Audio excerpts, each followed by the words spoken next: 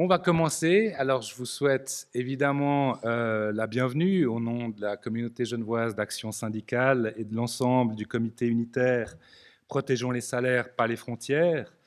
Bienvenue à cette conférence débat ce soir qui s'inscrit dans la campagne pour les votations du 27 septembre qui porte, comme vous le savez, notamment sur l'initiative syndicale 23 francs, c'est un minimum et qui prévoit, comme son nom le suggère, d'introduire à Genève un salaire minimum légal de 23 francs de l'heure.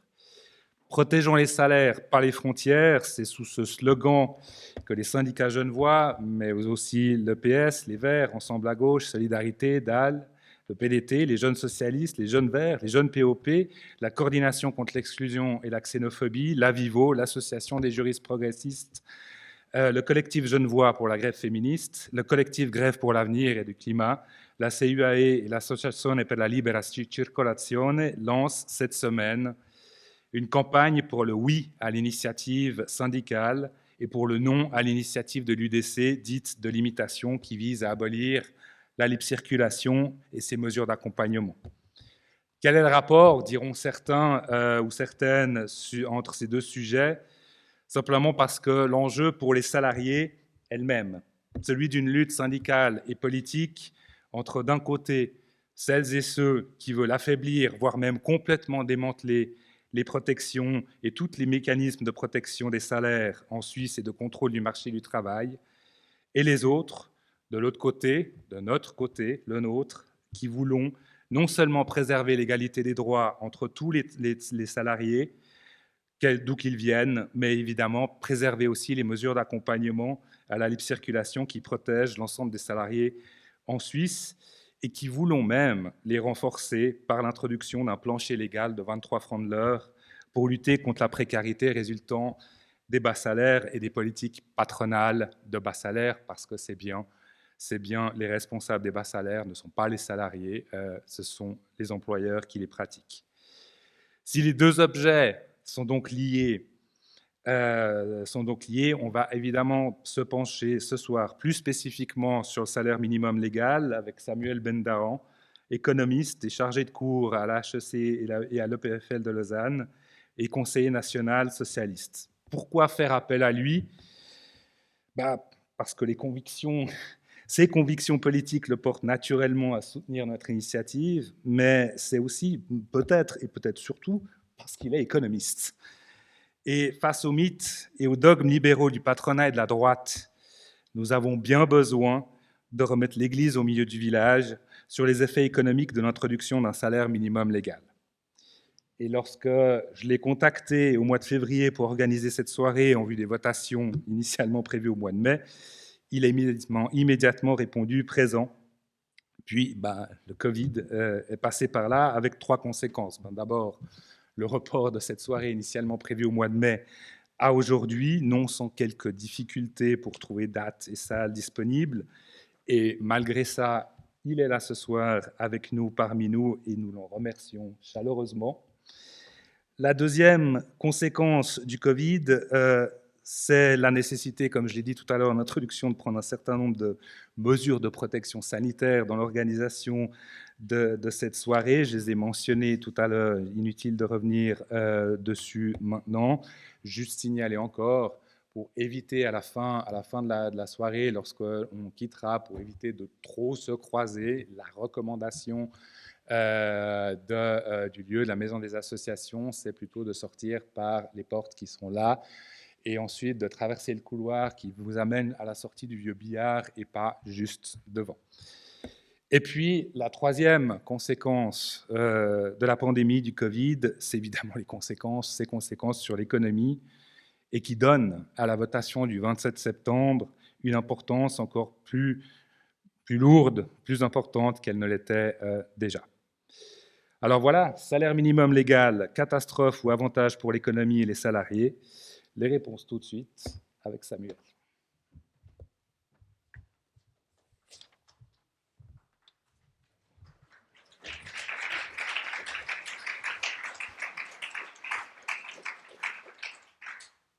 Voilà, bonjour.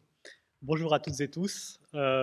Merci infiniment d'être venus aussi nombreux ici. Je vous avoue qu'avec la crise actuelle, je m'étais dit qu'il n'y aurait pas beaucoup de monde. J'ai eu tort. et ce sera la seule fois ce soir que j'aurai tort, parce qu'après, je vais défendre le salaire minimum. Et là, j'ai pas de doute. Avant que je commence, j'aimerais juste que vous rentriez dans vos têtes un chiffre. Si vous divisez le produit intérieur brut de notre pays, c'est-à-dire l'ensemble des richesses qui sont créées dans tout le pays, tout ce qui est créé chaque année dans le pays, vous divisez ce chiffre-là par le nombre de personnes qui sont actives, donc le nombre de personnes qui travaillent dans le pays. Vous arrivez à un montant mensuel de 10 000 francs. Ça veut dire, si tout le monde était payé de la même façon, toutes les personnes qui travaillent étaient payées le même salaire, seules les personnes qui travaillent étaient payées pour leur travail, chacune recevrait chaque mois 10 000 francs. Ça, c'est l'argent qu'on a. Et la raison pourquoi l'essentiel des gens ne gagnent pas autant, c'est parce que notre société fonctionne autrement. Nous avons choisi un modèle de société où on peut travailler toute la semaine, tous les mois, tout le temps, et encore à la maison, et gagner même pas assez pour vivre. Et évidemment, je pense que dans la salle, j'ai pas beaucoup de gens à convaincre que cette idée de salaire minimum, c'est justement le minimum. Parce qu'on se retrouve dans une situation où même si on gagnait avec un projet comme celui-ci, ça resterait un scandale. Ça resterait un scandale que les détenteurs de capitaux ont pu s'enrichir massivement, pendant qu'en même temps, des gens, en travaillant tout le temps, n'arrivent pas à s'offrir le moindre luxe et même pas le moindre besoin de base pour vivre correctement, et souvent ont besoin de prestations publiques pour vivre correctement. C'est inacceptable et pourtant c'est là que nous sommes à demander ces maigres 23 francs par heure, parce qu'il existe aujourd'hui de nombreuses personnes qui travaillent continuellement en devant gagner moins. Je ne suis pas venu vous convaincre de ça parce que je pense que beaucoup d'entre vous, vous partagez ce point de vue.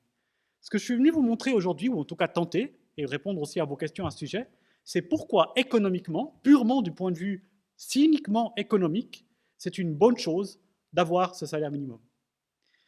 Évidemment, à droite, on nous dira le contraire. Mais c'est là que se trouve l'idéologie. L'idéologie, c'est de ne pas vouloir partager les milliards avec le peu de gens qui font vraiment l'économie de notre pays. Et j'aimerais vous donner ces arguments-là, économiques, pour vous aider aux autres arguments sociaux, humains, que nous avons dans cette campagne. Pourquoi je vous dis que c'est des arguments économiques? Parce que comme ça a été dit au début, bah oui, c'est mon métier, on n'est pas tous parfaits, moi je suis loin de l'être, et en plus je suis économiste. Donc vraiment, je cumule les choses. Mais par contre, un avantage quand on est économiste, c'est qu'on lit la littérature scientifique qui se fait dans le domaine. C'est-à-dire qu'on va regarder ce que les chercheurs et les gens qui savent de quoi ils parlent, qui font des études de terrain, qui vont regarder des vrais chiffres, on va regarder ce qu'ils trouvent. On va regarder, en fait, les vrais chiffres et pas les idées pures.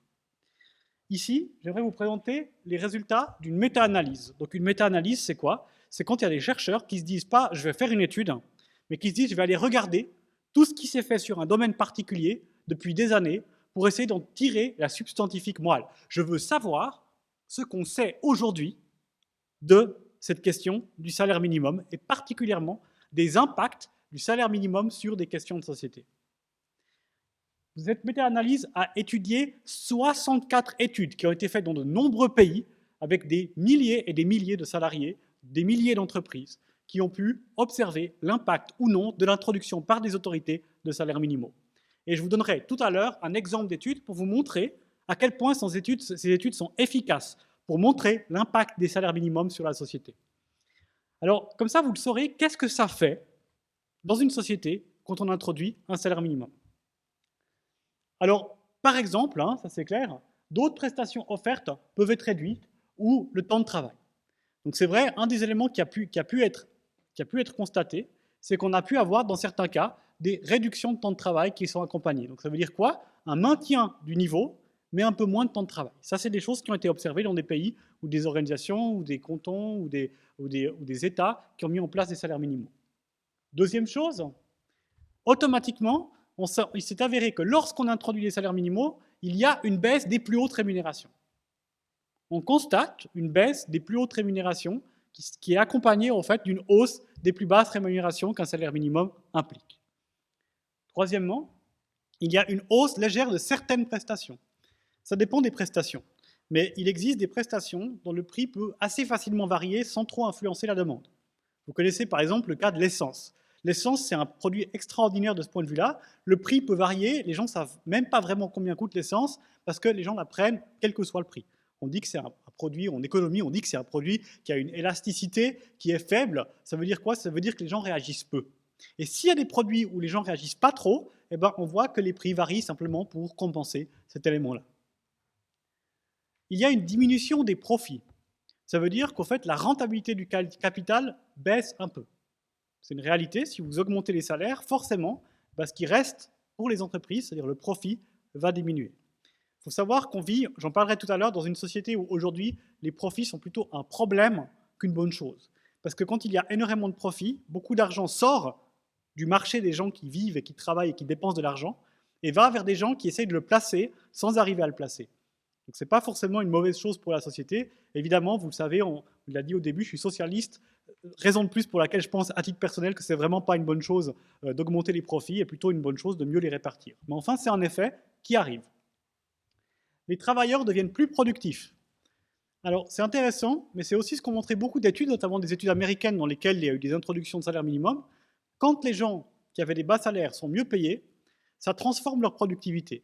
Et c'est expliqué par des mécanismes que je vais montrer plus tard, mais un des éléments qui explique cette hausse de productivité, c'est simplement que le fait d'avoir un très bas salaire, ça crée une forte insatisfaction pour les gens, beaucoup de problèmes, beaucoup de stress.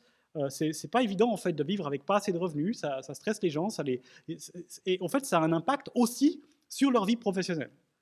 Ça veut dire que si des gens quand ils travaillent, ils se sentent pas rémunérés de façon juste, ils sont moins productifs. Et ça, il y a énormément d'études qui le montrent. En fait, il n'y a pas de corrélation entre le niveau de rémunération et la performance au travail. Il n'y en a pas. C'est-à-dire, en payant beaucoup les gens, ils ne seront pas plus performants au travail. Ça ne marche pas. D'ailleurs, c'est un des bons arguments pour dire que les très hauts salaires ne sont pas nécessaires pour augmenter la performance.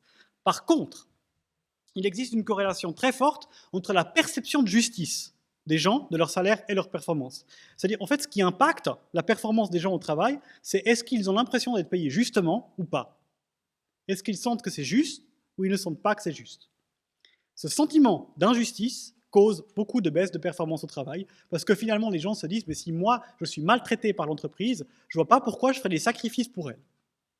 Les salaires minimaux sont une manière de réduire la perception d'injustice perçue par les travailleurs. Ce n'est pas la seule, mais ils ne travaillent pas seulement plus et plus dur, ce qui est une des explications aussi. Avec un meilleur salaire, les gens font aussi plus d'efforts, mais on a moins de turnover, c'est-à-dire on a moins de taux de rotation du personnel dans les entreprises. En fait, en réalité, plus les gens sont payés correctement et plus il existe des salaires minimaux, plus les gens ont tendance à rester fidèles à l'entreprise, ce qui est bon pour la productivité parce qu'en général, de nombreux changements d'entreprise ne sont pas forcément bons de ce point de vue-là. Et enfin, et ça c'est important, je vais aussi vous montrer un petit peu, plus on introduit des salaires minimaux, plus on augmente la demande. C'est-à-dire on augmente la capacité des gens qui vont dépenser de l'argent dans l'économie et donc renforcer les besoins économiques et l'activité économique. Pourquoi? Parce que d'augmenter les salaires les plus bas augmente la dépense. Alors que si on augmente les salaires les plus hauts, ça augmente l'épargne. En gros, si vous avez 1 million et qu'on vous donne 100 balles, ça ne sert à rien. Si vous avez 100 balles et on vous donne 100 balles, vous avez doublé votre richesse. Mais comme vous avez beaucoup de besoins, vous allez tout de suite dépenser cet argent envers quelqu'un qui va tout de suite le dépenser aussi. Donc tous ces éléments-là sont essentiellement des éléments extrêmement positifs qui sont arrivés de fait dans tous les endroits où il y a eu introduction de salaires minimaux. Donc de dire que c'est mauvais économiquement, c'est complètement faux. Ce qui est vrai, c'est que des gens avec des plutôt hauts niveaux de revenus ou qui se basent sur leur capital pour obtenir des revenus, ces deux catégories de personnes ont tendance à perdre un peu. Mais la société dans son ensemble, le produit intérieur brut, gagne. Et le chômage, par exemple, et ça c'est vraiment un des éléments les plus importants qui a été démontré dans ces études, le chômage n'augmente pas. Le chômage n'augmente pas. Comment sait-on? Je vous ai promis que je vous donnerai des exemples d'études, parce que je dis juste qu'il y a des études, il y a 50 études qui prouvent ça, peut-être vous n'êtes pas convaincus. Je vous explique comment nous on fait quand on fait ce genre de travail. On n'est pas en train de donner un avis politique. Alors bien sûr, moi je suis quelqu'un qui fait ça aussi, des avis politiques, mais ici, c'est des chercheurs qui ont été regarder des données et qui ont essayé d'observer comment se comportaient les choses. Alors comment ils ont fait? Ce qui est très dur quand vous devez faire une étude scientifique, ce qui est vraiment difficile, c'est que vous devez dire, ok, comment je fais si par exemple je mets un salaire minimum à Genève, puis qu'il n'y a pas d'augmentation de chômage, la droite vous dira toujours, oui, mais ça n'a pas augmenté pour d'autres raisons. Hein, c'est pas à cause du salaire. Si on n'avait pas mis le salaire minimum, on aurait eu encore moins de chômage. Vous ne pouvez jamais vraiment savoir qu'est-ce qui cause ça. Sauf si vous faites des études de façon intelligente, comme ici, aux États-Unis. Vous voyez ces zones en noir aux États-Unis, c'est des zones frontières entre des États qui ont des salaires minimaux et des États qui n'ont pas de salaire minimum. C'est hyper intéressant parce que dans beaucoup d'États américains, ces frontières entre les États, elles sont extrêmement artificielles. C'est-à-dire qu'en gros, si vous allez d'un village à l'autre qui est d'un côté ou de l'autre de la frontière, c'est pas comme Genève et Vaud, c'est vraiment la même chose. Euh, ce que vous voyez, c'est que ça se ressemble énormément. Même type de niveau de vie, même type de niveau d'industrialisation, même type de job, même type de... Tout est la même chose. Mais qu'est-ce qui peut changer entre des comtés aux États-Unis? Le niveau du salaire minimum. C'est-à-dire, vous pouvez avoir des États ou des comtés qui ont mis en place des niveaux de salaire minimum différents. Donc vous traversez la frontière, c'est tout la même chose sauf le salaire minimum qui change. Ça, c'est vachement intéressant. Parce que du coup, s'il n'y a rien d'autre qui change que le niveau du salaire minimum, vous pouvez dire, si les deux situations sont identiques, et la seule chose qui a changé, c'est le salaire minimum, alors on peut garantir que le salaire minimum n'est pas une cause de hausse de chômage. Et c'est exactement ce qui s'est passé dans cette étude-là. Ils ont pu démontrer que si vous traversez la frontière d'un État qui n'a pas de salaire minimum vers un endroit où il y a un salaire minimum et les autres choses ne changent pas, eh ben, il n'y a pas d'augmentation du chômage. Par contre, il y a tout ce que j'ai dit avant. Augmentation du niveau de vie, augmentation évidemment des bas revenus, augmentation du revenu médian, augmentation de la productivité. Donc en fait, tout va mieux, juste un peu baisse des profits et baisse des très hauts salaires. Donc ça, c'est la raison pourquoi nous, on sait qu'un salaire minimum, c'est bien pour les gens et c'est bien pour l'économie. Pourquoi? Il y a plein d'explications. La première chose, c'est que, et je sais que ce n'est pas forcément un argument qui porte, d'ailleurs chez moi, je vous avoue que ce n'est pas un argument qui porte beaucoup, mais je vous le donne quand même parce que ça peut porter quand vous essayez de convaincre des gens autour de vous.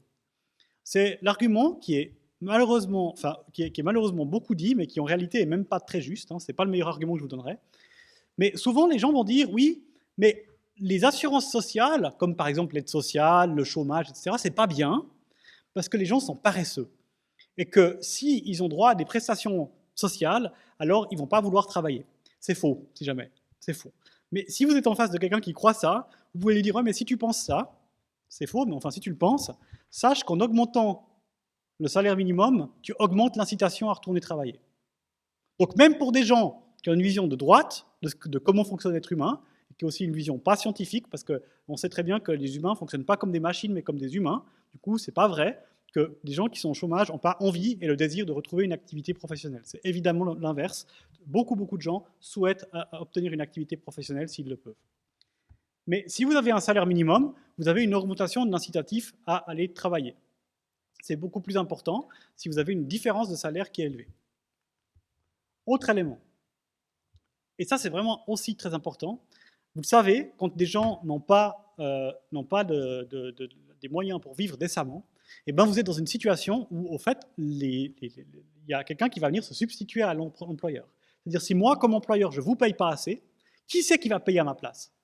Ben, en fait, c'est l'État, par divers moyens. Vous avez évidemment des prestations qui sont versées à des gens qui ont des salaires trop bas. Par exemple, dans le canton de Vaud, on a les PC Famille, mais d'autres prestations de ce type-là existent. Je crois qu'à Genève, elles existent aussi. Donc, elles existent dans pas mal de cantons maintenant. Il y a d'autres types de prestations. Il y a des prestations qu'on peut recevoir à côté. Il y a des aides diverses, comme les subventions. Un des éléments les plus importants, c'est les primes, les subsides pour les primes d'assurance maladie, par exemple. Qui c'est qui reçoit ça? Plutôt les bas revenus. Donc, en fait, on compense avec les fonds publics le fait que les employeurs décident de ne pas payer assez d'argent. Ça, c'est quand même assez violent. Parce qu'on se dit, pour que lui puisse faire son profit et que son business puisse fonctionner, nous allons payer, nous, le complément de salaire, qui ne sera toujours pas assez pour vivre, mais enfin, c'est toujours mieux que rien. Mais il y a une subvention. Évidemment, si les employeurs payent normalement leurs employés, naturellement, ça libère des moyens dans différentes assurances sociales et différents prestataires publics, et ces moyens peuvent être orientés où on veut. Par exemple, pourquoi pas, pour soutenir des secteurs économiques pour qui la transition serait difficile. Ça, c'est un bon argument que vous pourriez donner aussi.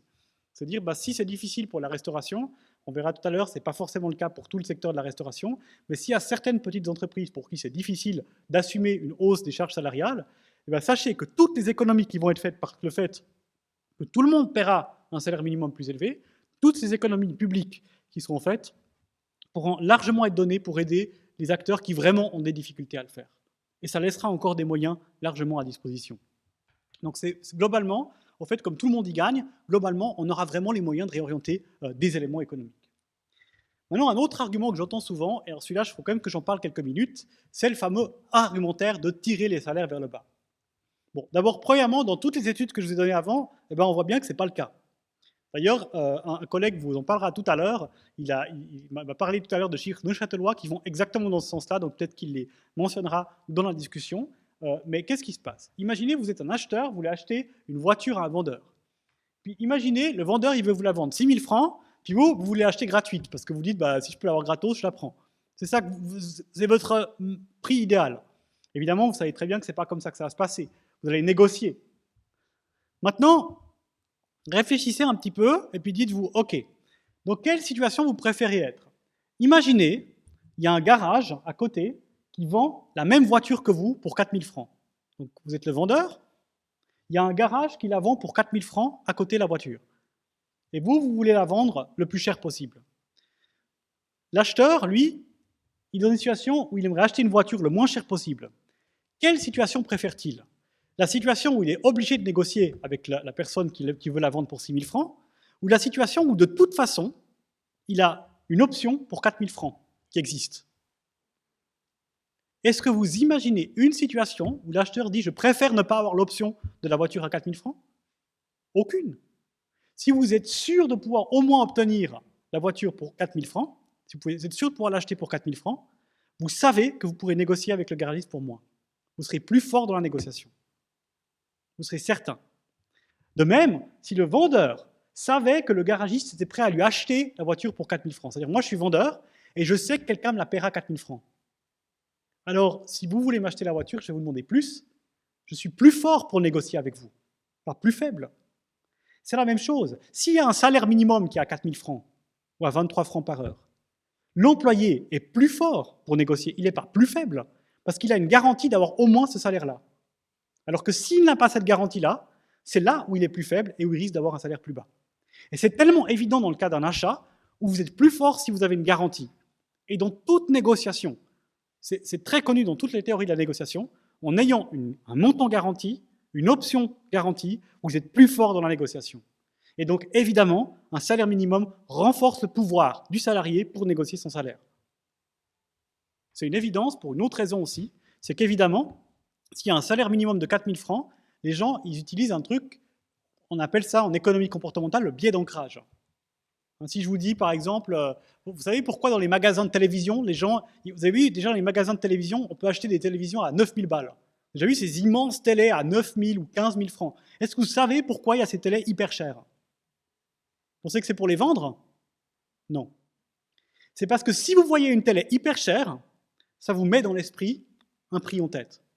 Et d'acheter la télé à 3 ou 4 000 francs, ça vous paraît moins un abus. C'est un abus de dépenser autant d'une télé. Ça vous paraît moins un abus quand il y a la télé à 9 000 francs. Vous pouvez rentrer à la maison puis dire hey, « j'ai acheté une télé, mais j'ai économisé 9 000 francs, je n'ai pas pris la plus chère. » Ce mécanisme, il existe dans les négociations salariales. Si vous savez qu'il existe un salaire minimum à 23 francs de l'heure, quand vous négociez un salaire, vous savez que c'est le minimum et donc vous allez plutôt aller au-dessus. Les gens vont accepter que si vous valez plus que le salaire minimum du point de vue de vos compétences, si vous avez de l'expérience, qu'il faudra partir plus haut. Et ça renforce dans les faits, ce n'est pas légal, ce n'est pas une pression légale, mais c'est une pression réelle sur le terrain, les gens augmentent les salaires. C'est pour ça que tous les bas salaires, y compris ceux qui sont au-dessus du salaire minimum, augmentent avec l'introduction d'un salaire minimum. Voilà, oups. Je ne sais pas pourquoi. Voilà, ça remarche. Je suis un peu loin. Donc voilà, par exemple, ça c'était la distribution des salaires en France en 2004.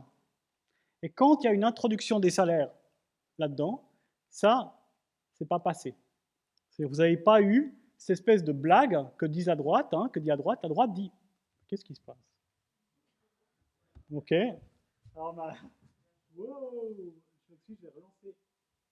Je m'excuse. Voilà, je reviens ici. Vous n'avez pas eu.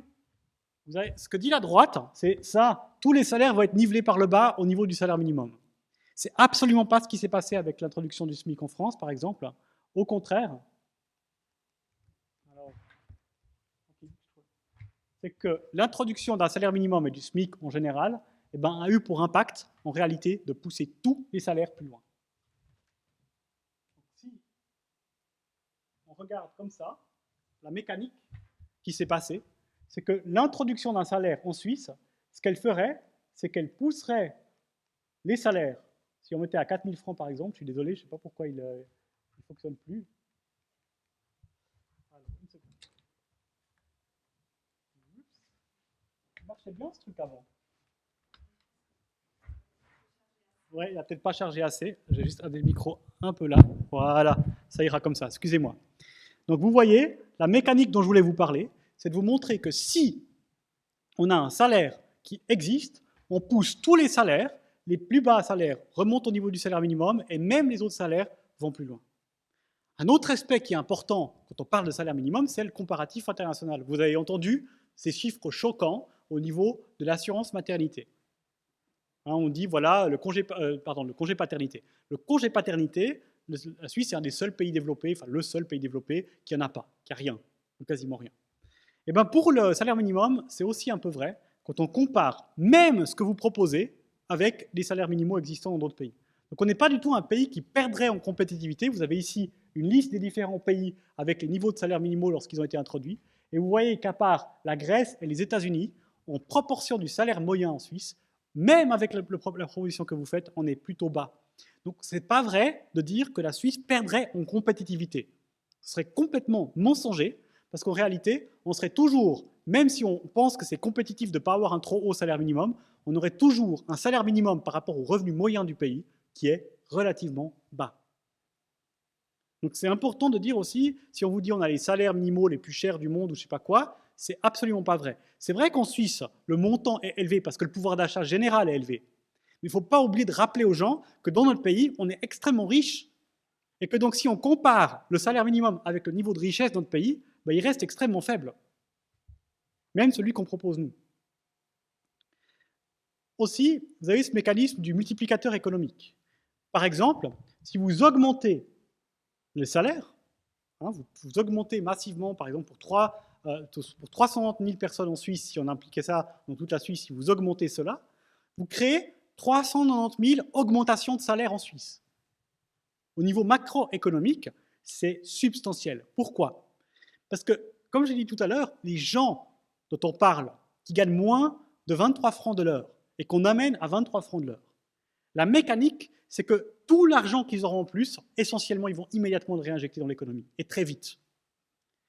Et ça, c'est important, le côté vite. Parce que si des gens le dépensent très vite dans le circuit économique, en réalité, c'est presque comme si l'argent n'avait pas été dépensé. Si je vous donne 10 francs, puis tout de suite vous le donnez à quelqu'un d'autre, ben vous bénéficiez de quelque chose, puis l'autre personne va aussi pouvoir utiliser l'argent. C'est ce qu'on appelle les multiplicateurs en économie. Or, les gens avec des bas niveaux de revenus ont tendance à très vite dépenser leur argent, et donc à plutôt renforcer massivement l'activité économique, et donc l'emploi, par plusieurs moyens. Non seulement ces gens vont consommer rapidement, mais en plus, ils vont financer les assurances sociales, puisqu'ils vont contribuer plus à l'AVS, et aussi augmenter d'autres types de contributions que peuvent être les impôts ou d'autres assurances sociales. Et enfin, ils vont aussi pouvoir contribuer pour leur retraite. Donc ce qui est très important de voir par rapport à ça, c'est que pour l'économie dans son ensemble, cette hausse de ces salaires-là va avoir un impact multiplicateur, et donc il va y avoir plusieurs fois les hausses de salaire. Une fois pour les gens qui sont payés, et puis une autre fois encore pour tout ce que les gens qui auront reçu l'argent par ces personnes qui ont reçu de l'argent, en fait, vont eux aussi dépenser cet argent. Et donc, on crée une chaîne où un salaire minimum augmenté, si vous gagnez 100 francs de plus par mois, ben ça ne va pas être 100 francs, ça va être 500 francs, 600 francs, 400 francs. Donc vous avez un effet très démultiplicateur de ça, qui permet de renforcer l'activité économique, et aussi, et ça j'aimerais bien le rappeler, ça permet aussi aux gens d'améliorer ce qu'ils consomment. Vous savez qu'on parle beaucoup, on a encore parlé tout à l'heure du tourisme d'achat, et souvent, moi, je suis quelqu'un qui... alors bon, je comprends bien les problématiques du tourisme d'achat pour le petit commerce local. C'est vrai que c'est un problème. Je comprends que des commerçants se disent « mais c'est bizarre, on va tout acheter en France et puis c'est dur pour moi comme commerçant local ». Donc, c'est un vrai problème auquel il faut répondre. Mais jamais vous me verrez critiquer la personne qui fait ce tourisme d'achat. En tout cas, pas l'essentiel des gens. Parce que si c'est des gens qui font du tourisme d'achat parce qu'ils n'ont pas les moyens de faire autre chose, ils n'ont pas les moyens d'acheter suisse et du coup, ils vont acheter en France parce que c'est moins cher pour eux, puis que sinon, ils n'arriveraient pas à acheter ça, ben, je comprends un petit peu. Alors moi, je ne vous cache pas, je gagne suffisamment aujourd'hui d'argent pour dire je ne fais pas ça du tout. Mais je ne sais pas comment je réagirais le jour où tout d'un coup, peut-être je gagne beaucoup moins et puis j'ai plus les moyens. Est-ce que vraiment je sacrifierais mon bien-être pour ne pas faire du tourisme d'achat, ou est-ce que je comprendrais les gens qui le font? Si vous voulez que les gens renoncent au tourisme d'achat, bah, donnez-leur le pouvoir d'achat pour acheter en Suisse. Et la première chose à faire pour faire ça, c'est de dire que si tu travailles en Suisse avec 100% de taux d'activité, tu dois pouvoir vivre avec ça et vivre en Suisse. Aujourd'hui, les salaires qui sont en dessous du salaire minimum qui est demandé dans votre initiative ne permettent pas de vivre décemment. C'est incontestable. Donc, vous avez un cycle bénéfique, et puis aussi une absence de distorsion de concurrence, j'en reparlerai tout à l'heure, mais évidemment, plus il y a des salaires minimaux, donc plus il y a des réglementations sur les salaires, plus on évite les problèmes de dumping qui peuvent exister. Par exemple, on a des entreprises qui font de la sous-enchère salariale, et on le verra aussi tout à l'heure quand je vous parlerai de l'immigration.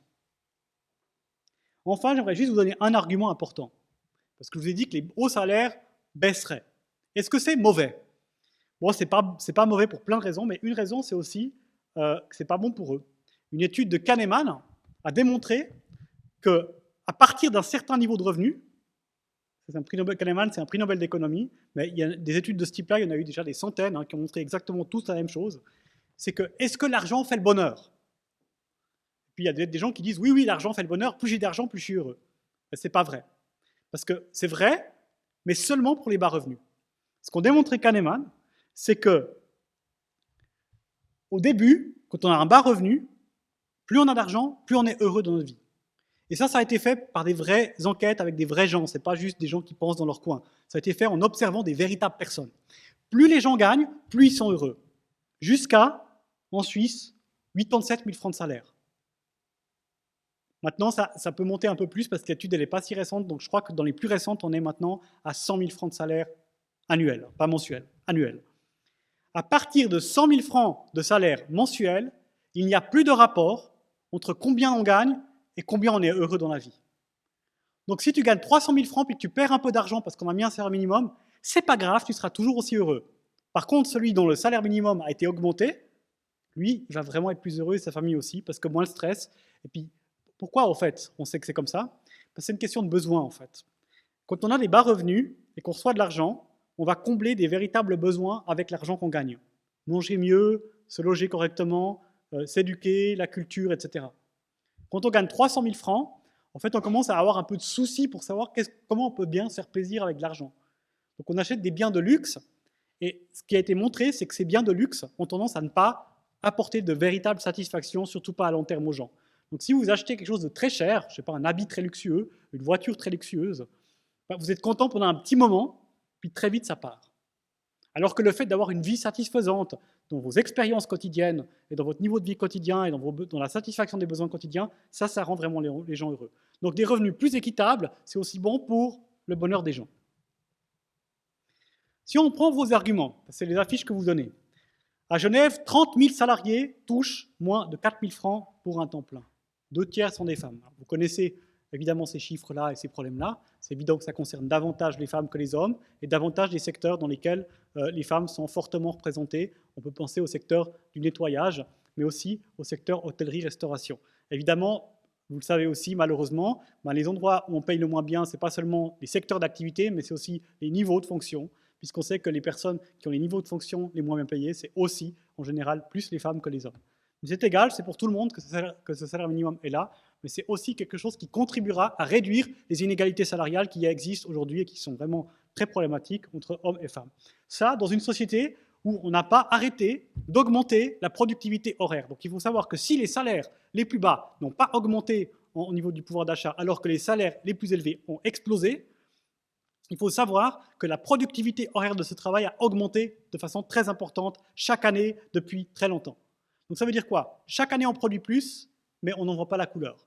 Ça veut dire que relativement à ce qu'on apporte à la société, on reçoit moins d'argent.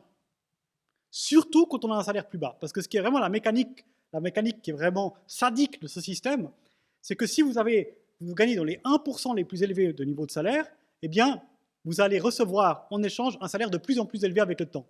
Votre salaire a cru de 50% en 20 ans. Alors que si vous êtes dans les plus bas salaires, votre salaire réel, c'est-à-dire ce que vous pouvez vous acheter avec ce que vous gagnez, n'a pas bougé. Donc, on a une situation où il faut, De dire juste on laisse l'économie faire, ça ne marche pas. L'économie, ce qu'elle fait, c'est qu'elle donne à ceux qui ont. Et ce qu'elle ne fait pas, c'est de mécaniquement faire profiter du progrès aux gens qui font le travail au quotidien, tous les jours, et qui sont aussi les travaux les plus pénibles. Et s'il y a bien un enseignement qu'on a été obligé de dire pendant cette crise du coronavirus, c'est que les gens qui ont pris des risques et dont on a vraiment besoin dans cette société parce qu'ils font du travail, alors on a besoin un peu de tout le monde, mais il y a plein de gens dont on a un besoin réel, qui sont sur le terrain et qui n'ont pas vu leur salaire augmenter depuis 20, 30 ans. Je parle du salaire réel, c'est-à-dire ce qu'ils peuvent se permettre d'acheter avec ce qu'ils gagnent. Ils ont vu leur salaire diminuer parce que non seulement leur salaire n'augmente pas vraiment, mais en plus, les charges que ces gens ont en plus, elles ont massivement augmenté. Pensez, loyer, assurance maladie, transport. Ces 3 secteurs ont beaucoup plus augmenté que les salaires ces derniers temps.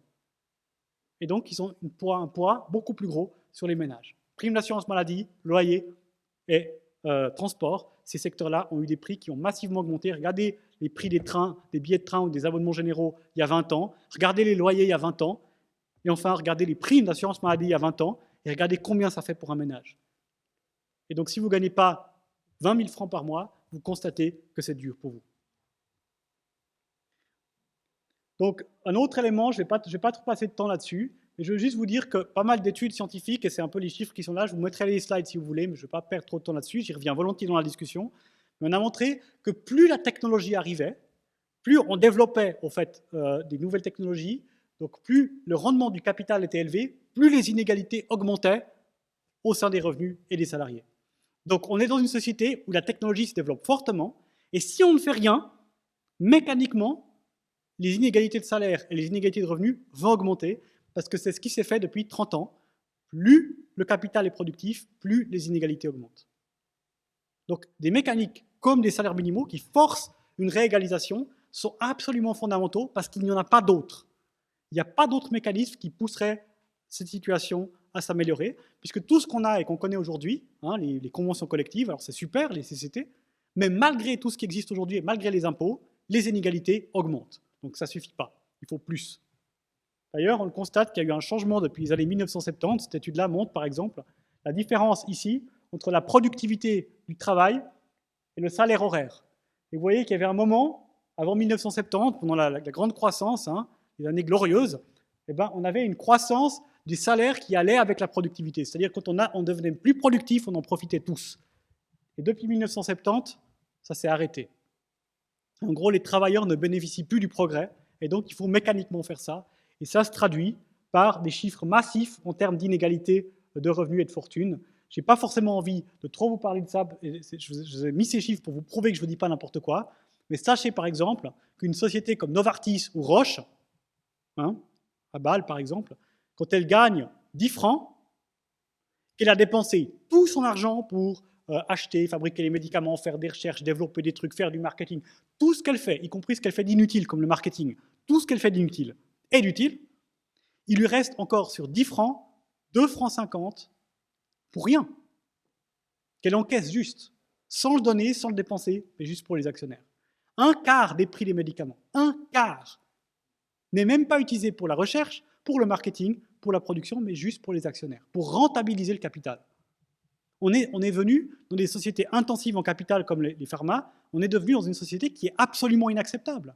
Alors que Novartis et Roche utilisent des sociétés et outsourcent leur personnel de nettoyage et vont donc pouvoir avoir des sociétés qui travaillent pour elles pour nettoyer leurs locaux où il n'y a pas de salaire minimum, aujourd'hui par exemple à Bâle. Un autre aspect que vous mentionnez pas mal dans votre étude, c'est évidemment, dans votre campagne, c'est le rapport avec la libre circulation, et c'est là-dessus que j'aimerais conclure. Vous dites, abolir la libre circulation, ça n'est pas lutter contre les bas salaires, c'est les favoriser encore plus. Et enfin, le 27 septembre, protégeons les salaires, pas les frontières. Donc, il y a un lien évident entre libre circulation et niveau salarial. Je vais vous expliquer pourquoi. Il faut comprendre ce que c'est que la libre circulation. La libre circulation, c'est ça. Vous avez un gâteau. Sans libre circulation, le gâteau est plus petit qu'avec libre circulation. Ça, c'est incontestable. Qu'est-ce que ça veut dire? Ça veut dire que si vous ouvrez les frontières complètement et vous laissez les travailleurs aller librement où ils veulent, mécaniquement, ça simplifie, ça améliore la capacité de produire plus parce que les gens peuvent se déplacer là où ils sont les plus utiles. Donc mécaniquement, la libre circulation augmente la productivité parce que si j'ai besoin de quelqu'un, j'ai plus de facilité à trouver quelqu'un. S'il manque du personnel à l'endroit, c'est plus facile d'en trouver. C'est plus facile de changer de personnel aussi. Donc ça augmente ce qu'on peut produire avec le même nombre d'heures de travail et donc ça augmente ce qu'on est capable de faire. Si c'était vrai à 100% ce que je dis, si c'était juste ça, je pense que du coup, il n'y aurait pas de problème avec la libre circulation. Mais vous le savez très bien, la libre circulation pose des problèmes importants. Lesquels sont-ils? C'est qu'en réalité, il n'y a pas seulement la taille du gâteau qui compte. Il y a la répartition du gâteau.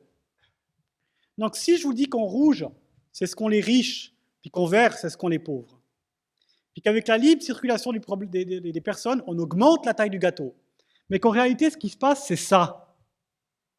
C'est-à-dire on augmente le gâteau, mais on renforce ce que gagnent les riches et on affaiblit encore ce qu'avaient déjà les pauvres avant. C'est pas bien alors. Malgré qu'on a plus de richesses créées, ces richesses ne vont pas aux gens qui travaillent. Et ça, c'est le problème de la libre circulation. C'est qu'on a plus de ressources, mais que malheureusement, mécaniquement, ceux qui profitent de ces ressources, c'est ceux qui détiennent les capitaux, donc c'est les entreprises, c'est les propriétaires de logements, c'est au fait les propriétaires de capitaux et les très hauts salaires. Eux gagnent. Et ils gagnent massivement, parce que non seulement ils gagnent toute l'augmentation de la taille du gâteau, mais en plus ils prennent à d'autres, parce que, par exemple, si on a une libre circulation, on a du dumping salarial. Vous ouvrez les frontières, et donc la personne qui est en face, elle dit « Ah, mais ici, les Suisses, ils sont d'accord de travailler pour 3005, moi, je suis prêt à travailler pour 2008. » C'est ce qu'on appelle le dumping salarial. Donc, comment est-ce qu'on fait par rapport à ça? Si vous mettez une barrière, et vous dites « Non, chez nous, c'est 4000, ou c'est 23 francs de l'heure », vous brisez complètement ce problème. S'il y a un salaire minimum obligatoire, il n'est plus possible pour un employeur en Suisse de chercher de la main-d'œuvre à l'étranger pour la payer moins cher, parce qu'il n'a pas le droit. C'est une mesure de protection qui est nettement plus forte que toutes les autres mesures de protection qu'on peut mettre.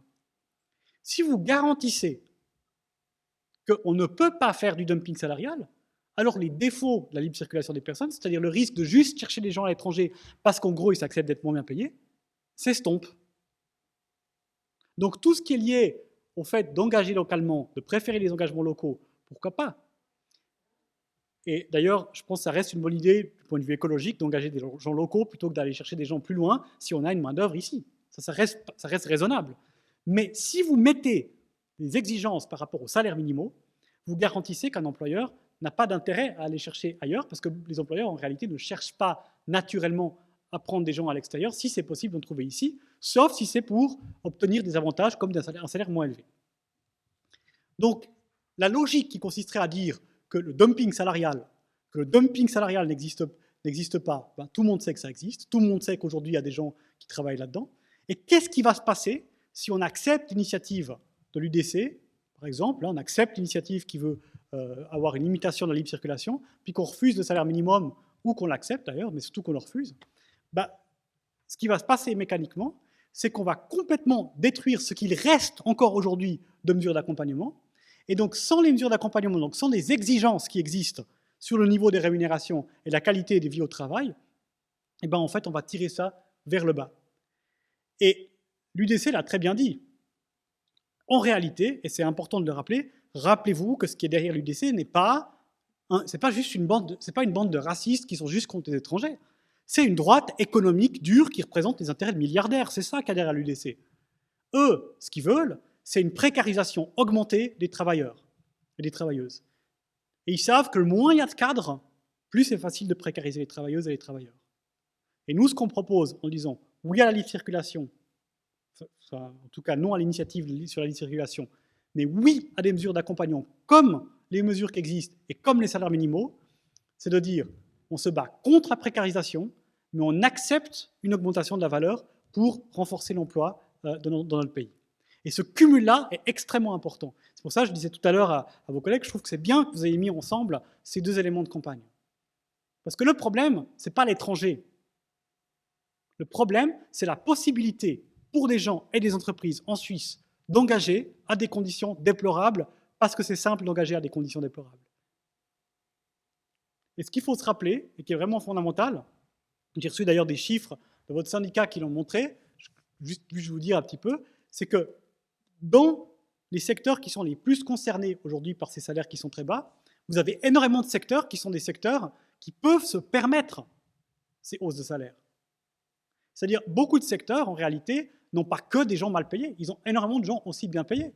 Dans la restauration et l'hôtellerie, vous avez des grands groupes, alors vous avez aussi des groupes qui sont en difficulté, mais comme je le disais avant, si on met un salaire minimum généralisé, rien que les recettes qu'on gagne du point de vue de l'augmentation des recettes fiscales et de l'augmentation de l'activité économique sont suffisantes pour donner des subventions aux entreprises qui auraient vraiment de la peine. Pour d'autres secteurs, par exemple le nettoyage, on peut se dire oui, mais dans le nettoyage, tous les gens gagnent très mal. C'est vrai que les gens gagnent assez mal dans le nettoyage, mais n'oubliez pas que c'est un secteur de sous-traitance et que les gens qui sous-traitent au nettoyage, pour beaucoup de cas, c'est les entreprises qui ont largement les moyens de payer ces salaires-là et qui refusent de les payer grâce au mécanisme de la sous-traitance. Donc, dans beaucoup de cas, il y a largement les moyens d'augmenter ces salaires. Et dans les quelques cas où ce n'est pas le cas, eh ben, on trouvera des solutions comme on a trouvé pour le coronavirus pour soutenir les secteurs d'activité si c'est nécessaire ou les aider à faire une transition. Donc, pour conclure, j'aimerais juste vous rappeler à quel point c'est fondamental de défendre cet élément-là. J'ai essayé de vous donner quelques arguments économiques. C'est bon pour l'économie, ça n'augmente pas le chômage, et ça crée davantage de dépenses de la part de gens qui ont le plus besoin de le faire, ce qui relance l'économie en général. C'est quelque chose de largement supportable et qui en plus alimente la croissance. Mais la vraie raison pourquoi il faut soutenir ça, c'est pas seulement ça. Parce que honnêtement, même si c'était neutre ou mauvais pour l'économie, je voterais quand même oui. Et je pense que vous aussi. Parce que la raison fondamentale, évidemment, pour laquelle c'est le chiffre que je vous ai donné au début de cette conférence. 10 000 francs par mois. Ça, c'est ce qu'on pourrait payer à tout le monde si la richesse produite dans notre pays était répartie équitablement.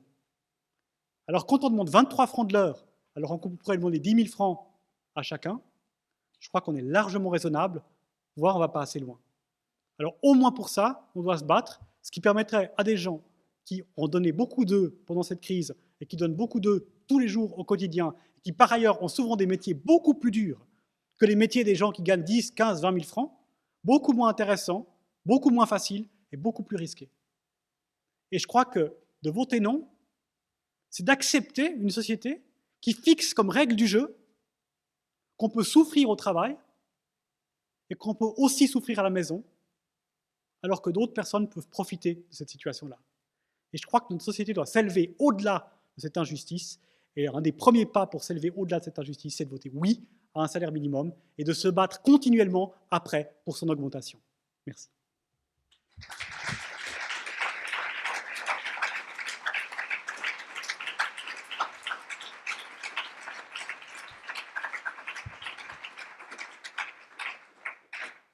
Voilà, merci Samuel. Voilà, maintenant la parole est à vous. Donc on va faire circuler un micro. N'hésitez pas à lever la main et on va regrouper peut-être quelques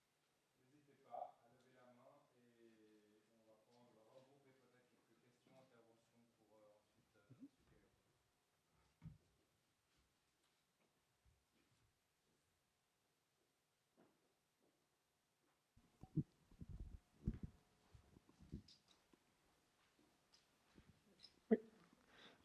J'aimerais d'abord vous remercier d'avoir fait cette conférence. J'ai l'impression qu'on n'entend pas assez souvent l'argument économique pour les prestations sociales plus fortes. C'est très bien qu'on l'a eu aujourd'hui. J'ai un petit commentaire sur l'abolition de la libre circulation. J'ai l'impression que vous étiez peut-être trop strict quand vous avez fait l'exemple du gâteau.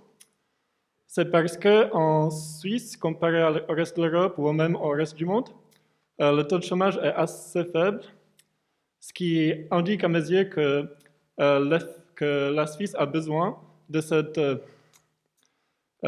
main-d'œuvre additionnelle que porte l'immigration et que l'effet agrandissement du gâteau est plus fort que l'effet plus d'inégalité à cause du dumping salarial.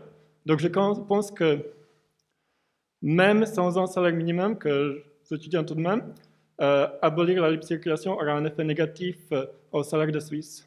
Qu'est-ce que vous en pensez? On fera plusieurs, bien. Est-ce que je réponds? Je prendrai ce que vous voulez.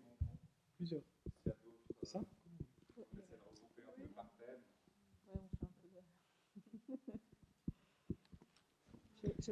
Ah, ok. Bonsoir, merci pour cet exposé. J'ai aimé votre enthousiasme et la clarté de vos explications. Et puisque la richesse que nous produisons, si elle était répartie équitablement, permettrait de donner 10 000 francs à chacun, pourquoi n'argumentez-vous pas pour un revenu de base inconditionnel à 4 000 francs par personne?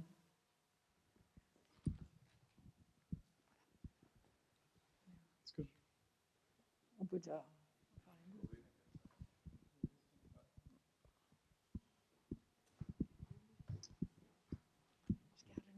Ouais, merci. Bon, très bien, merci. Merci Samuel pour cette explication. Peut-être juste, est-ce que tu pourrais aussi développer un argument qui a été mis en avant, notamment au Tessin, de la question du dumping sur les qualifications professionnelles? Parce que là, tu as parlé de la question du salaire minimum en disant l'employeur ne va pas aller chercher une personne ailleurs s'il est contraint de la payer de la même manière en Suisse. Mais reste cette dimension-là que tu peux engager au même salaire une personne mieux qualifiée qui viendrait effectivement de l'extérieur. Et c'est un des arguments qui est soulevé effectivement au Tessin. Ok. Juste pour compléter l'intervention de Christian, parce que l'argument qui est un peu nouveau, effectivement, dans cette campagne, c'est un argument qui est beaucoup ressorti par la droite libérale, de l'exclusion du marché du travail des salariés moins qualifiés. Et justement, je pense qu'il y a une série d'études qui ont analysé aussi cette question-là. Ça, c'est effectivement un argument un peu nouveau qui nous arrive, parce que on voit que les patrons à l'heure actuelle sont beaucoup plus prudents sur les questions de ça va tirer les salaires vers le bas ou ça va engendrer des licenciements massifs et des pertes d'emplois. Par contre, ils accentuent beaucoup plus sur l'exclusion du marché du travail. Ok. Ça fait déjà beaucoup de questions passionnantes. La première, c'est, je vais commencer par la question, toutes les questions liées à la libre circulation et après je reviendrai sur le RBI.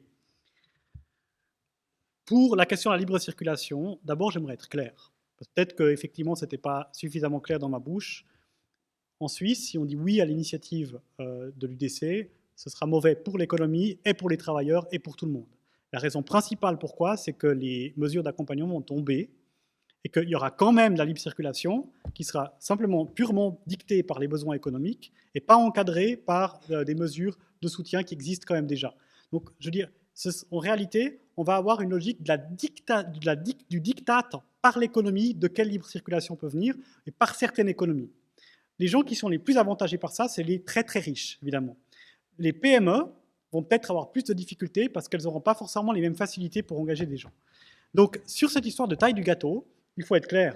Je pense que si on vote, même si on refuse le salaire minimum, parce que c'est une possibilité, hein, peut-être qu'on va gagner ou pas gagner, mais même si on refusait le salaire minimum, on ne peut pas utiliser le fait qu'il n'y ait pas de salaire minimum comme raison suffisante pour dire oui à l'initiative de libre circulation. D'ailleurs, j'aimerais juste le montrer. C'est que rien que le fait que le peuple a accepté, on avait accepté la première initiative contre l'immigration de l'UDC, rien que le fait que le peuple a accepté ça, ça a causé énormément de problèmes et ça a coûté beaucoup à notre économie parce que les incertitudes ont poussé des entreprises à agir autrement. Donc il y a des emplois, des vrais emplois qui ont disparu à cause de l'UDC à ce moment-là.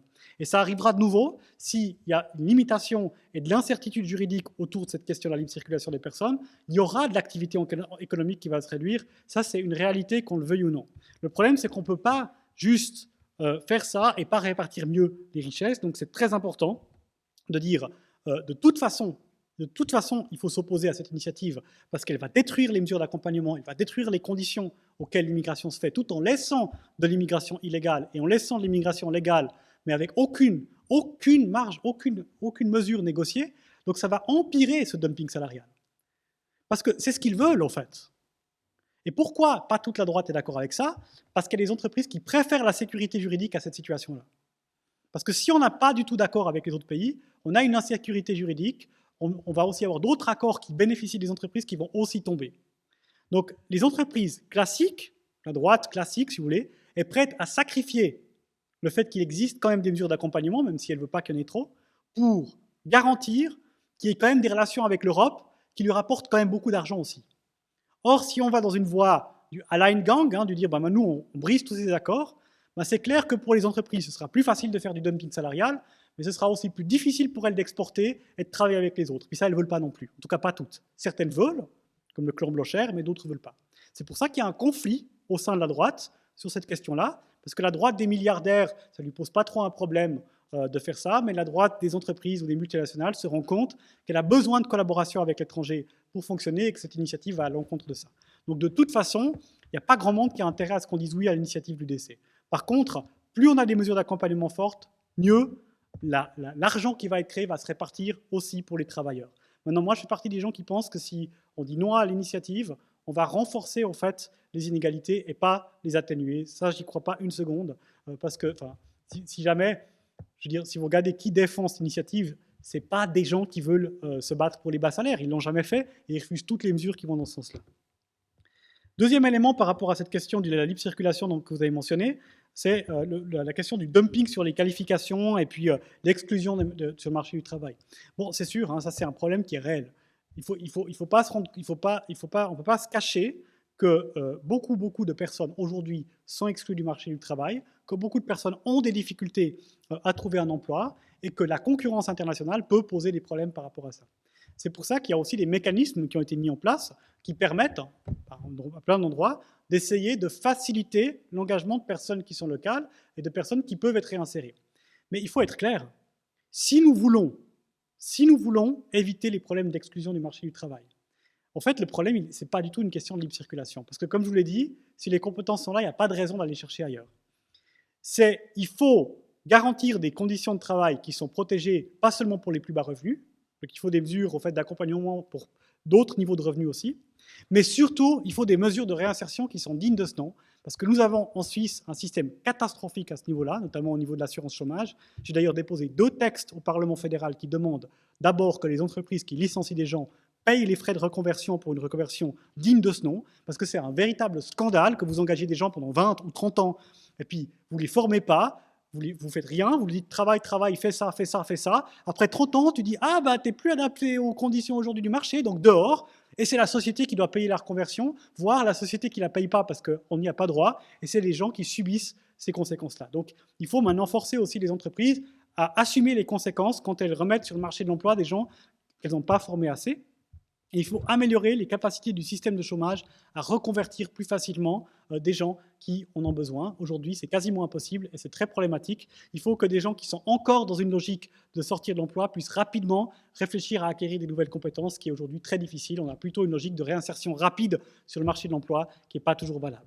Donc ça, c'est les pistes sur lesquelles il faut se lancer si on veut s'attaquer à ces problèmes-là. J'aimerais juste vous dire, bien sûr que le problème que vous dites, il est juste. Mais le problème, c'est que de dire oui à des restrictions d'immigration comme le veut l'extrême droite ne va pas résoudre ce problème-là du tout. Ça va rester, en fait. Il va rester des gens qui seront exclus du marché du travail, il va rester des entreprises qui auront toujours le droit d'engager à l'étranger, mais il n'y aura pas de mesure d'accompagnement, donc ce sera encore plus difficile pour les gens qui sont ici de trouver un job, parce qu'elles auront plus la concurrence des gens, et les entreprises diront « Ah, mais moi je ne trouve personne ici, donc là je peux engager ». C'est très important. L'UDC et cette initiative ne veut pas empêcher l'immigration, d'ailleurs ils le disent. Ils le disent, ils ne veulent pas empêcher l'immigration, ils veulent s'aborder les barrières qu'il y a à une forme d'immigration que nous, on ne veut pas, c'est-à-dire celle qui est basée sur le dumping, que ce soit celui des qualifications ou celui qui est salarial. Donc, la réponse, c'est des bonnes mesures de réinsertion et des bonnes mesures d'accompagnement. Mais de bloquer les frontières et de casser nos rapports avec les autres, tout en permettant quand même de l'immigration, parce qu'elle sera toujours là, et il y aura toujours les personnes qui n'auront pas bénéficié du programme de réinsertion, c'est une erreur. Maintenant, sur la question du RBI. C'est une très bonne question qui mérite le sujet d'une conférence en soi. D'ailleurs, ici, j'en ai fait 1 ou 2 dans ce bâtiment et 3 ou 4 à Genève sur la question du RBI. C'est un sujet que je trouve très intéressant. Et le problème du RBI, c'est que de mentionner le mot RBI ne dit rien, en fait.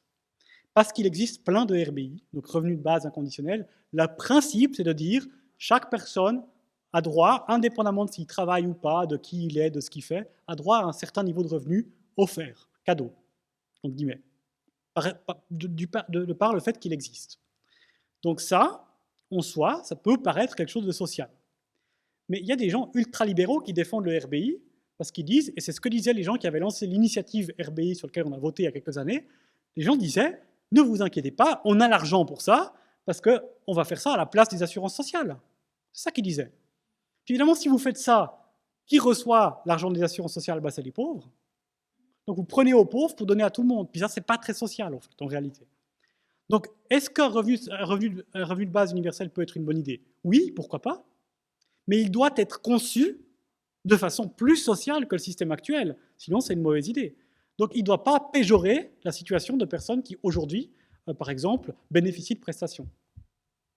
Ça ne doit pas enlever de l'argent au niveau des assurances sociales.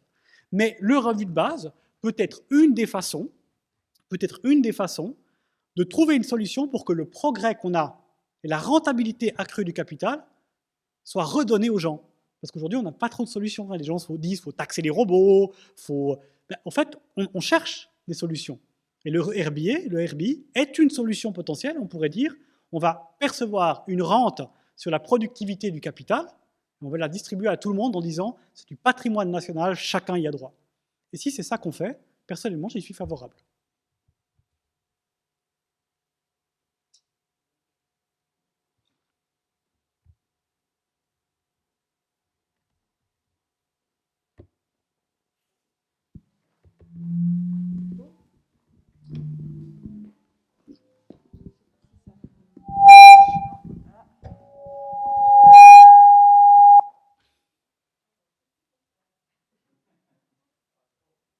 Peut-être la personne peut se déplacer.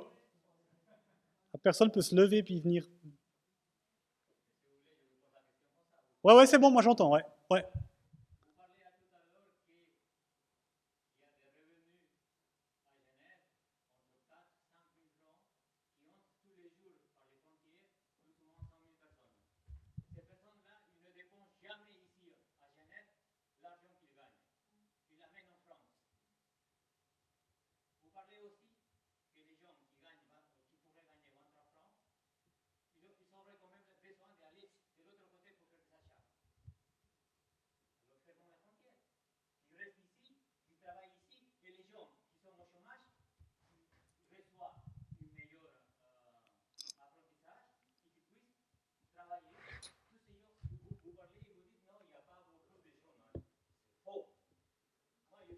J'ai pas dit ça.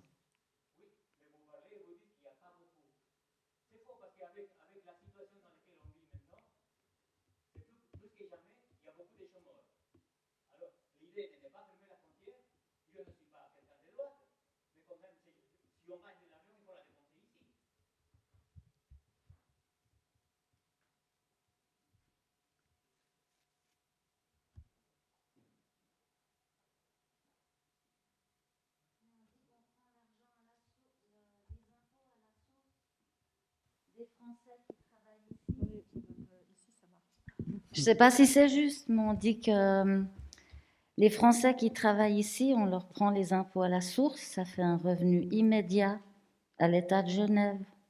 C'est juste ou pas? Alors voilà, Genève est quand même intéressée par le fric. Donc voilà, on s'en sort pas.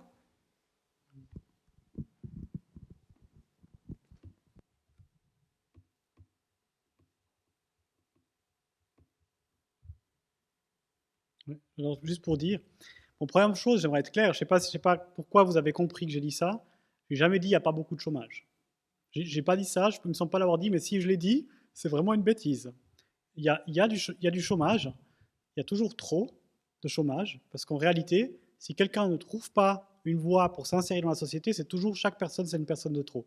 Donc je ne crois jamais que je dis qu'il n'y a pas beaucoup de chômage. Je peux avoir dit qu'on a un taux de chômage plus bas, je ne l'ai pas dit, je crois, mais qu'on a un taux de chômage plus bas que d'autres pays, ça c'est une réalité, mais ça n'a pas d'importance. Le chômage reste un problème, et surtout, le fait que des gens puissent vivre dans une société sans y être insérés de par la faute de la société, c'est un problème. Maintenant, le problème, c'est le suivant. Alors d'abord, vous avez raison. Les gens qui travaillent ici, d'abord, ils payent l'impôt à la source, donc on reçoit de l'argent. Puis deuxièmement, il n'y a pas seulement ça qui contribue. J'aimerais juste dire, quand on travaille, ça ne sert pas à rien. Ces gens, ils travaillent, ils font quelque chose avec leur travail. Ce n'est pas juste qu'ils viennent puis qu'ils prennent l'argent qu'ils amènent ailleurs. Ils donnent de leur force de travail qui nous est utile. On l'a vu avec le Covid, puisque vous parlez du Covid et de la crise. Je veux dire, les gens qui sont venus nous soigner, ils nous ont apporté des soins. Et heureusement qu'ils étaient là. Alors, c'est vrai que dans les soins, on se dit « Ah bah oui, heureusement qu'ils étaient là ». Mais ce n'est pas les seuls jobs utiles. Beaucoup de gens qui viennent travailler de l'étranger apportent de la valeur à notre pays. C'est bon pour nous qu'ils font ce travail parce qu'on en a besoin. Le problème existe, monsieur, quand quelqu'un vient travailler ici pour un salaire plus bas, alors qu'on aurait des gens ici qui seraient prêts à accepter le même travail. Puis ça, c'est un problème. Donc ce qu'on dit, c'est profitant de tous les avantages qu'on a à accueillir des gens pour qu'ils produisent de la valeur et qu'ils créent des choses et qu'ils payent des impôts ici, même si c'est vrai qu'ils dépensent des fois à l'étranger, ça c'est vrai. Mais en même temps, ces gens qui vivent autour de nous, ils ont aussi le droit d'avoir des commerces qui sont florissants. Moi, je suis désolé, je ne suis pas venu faire le nationaliste ici. Je ne vous cache pas, ça ne me pose pas un problème que de l'argent est dépensé à l'étranger, parce que c'est des êtres humains comme moi, comme vous, puis ils ont aussi le droit d'avoir un revenu. Donc ça ne me pose pas un problème que des gens dépensent aussi à l'étranger. Ce qui me pose un problème, c'est quand les gens ont des conditions de travail inacceptables, que ce soit ici ou ailleurs. Mais c'est vrai, ça me pose un problème si quelqu'un vient de France, accepte un salaire 2 fois plus bas qu'en Suisse, puis après va dépenser l'argent en France où les gens sont moins bien payés. Ça me pose un problème. Mais ça ne me pose pas un problème en soi qu'on fasse vivre tout ce qui est autour de nous. Ce qui me pose un problème, c'est si l'immigration fait qu'on n'arrive pas à engager des gens qui ont envie d'être engagés chez nous. Donc il faut faire ça, engager les gens qui ont envie de travailler, mais si on a besoin de main-d'œuvre en plus, puis qu'on n'arrive pas à la loger ici, ou qu'il y a des gens qui ont envie de venir d'étrangers, mais qui ont envie de vivre dans une région parce qu'ils y sont attachés, ce n'est pas en soi un problème. Donc n'oubliez pas, je sais que ça marche bien de dire c'est à cause des étrangers qu'on a des problèmes, mais rappelez-vous pas, n'oubliez pas qui est l'ennemi. Quand on dit qui pose des problèmes aujourd'hui, 10 000 francs par mois, mais on ne veut pas les donner à tout le monde, on veut les mettre qu'à certains endroits. Le problème, c'est la mauvaise répartition des revenus. En Suisse, on pourrait accepter plein d'étrangers et payer tout le monde beaucoup plus, si on voulait. Je ne dis pas que c'est ce qu'il faut faire. Donc ne pensez pas que le problème, c'est l'immigration. Le problème, c'est les conditions d'engagement qui sont tolérées aujourd'hui, qui ne sont pas assez bonnes. Et le salaire minimum, c'est une manière de contrer ça.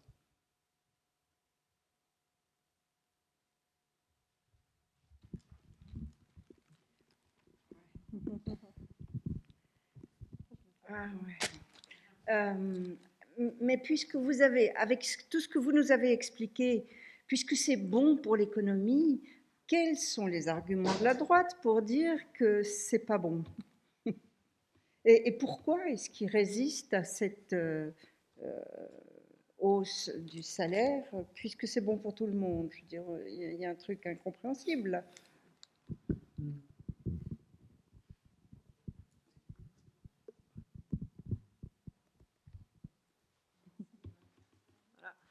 Ma question va un peu rejoindre celle qui vient d'être posée, mais c'était un des arguments qui est avancé, notamment dans la vente, l'hôtellerie-restauration et l'économie domestique, qui sont des secteurs qu'on organise au syndicat. Il y a l'argument de ce magasin ne fonctionnerait pas et si on va pas apporter, si on ne peut pas mettre un salaire qui correspond à ce que va dicter le partenariat social, la valeur de cette prestation chez une personne âgée ne peut pas être rémunérée 23 francs parce que sinon ça va ruiner ce ménage privé. Et puis ce restaurant magnifique ferme demain si jamais tout à coup il faut payer les gens. Et j'ai l'impression que c'est une inversion du rôle du travail dans l'échelle de valeur de la société, puisque vous avez dit par rapport aux travailleurs frontaliers qui ne fait pas que venir travailler ici, prendre de l'argent, puis en fait il travaille et puis il remplit des plots, puis c'est fini. C'est l'idée qu'il y a un apport réel là autour, et puis un des arguments qui vient, c'est que tout va se vider. Enfin, de la droite, et tout ce que j'entends dans la rue, mais aussi dans les représentants patronaux qui représentent les organisations patronales de l'hôtellerie, du commerce de détail et autres, que le salaire minimum est une perspective qui va vider même pas les PME, mais les commerces ouverts sur la rue et la vie en ville. Et c'est un argument, justement, un des arguments que j'aimerais bien voir déconstruire une nouvelle fois.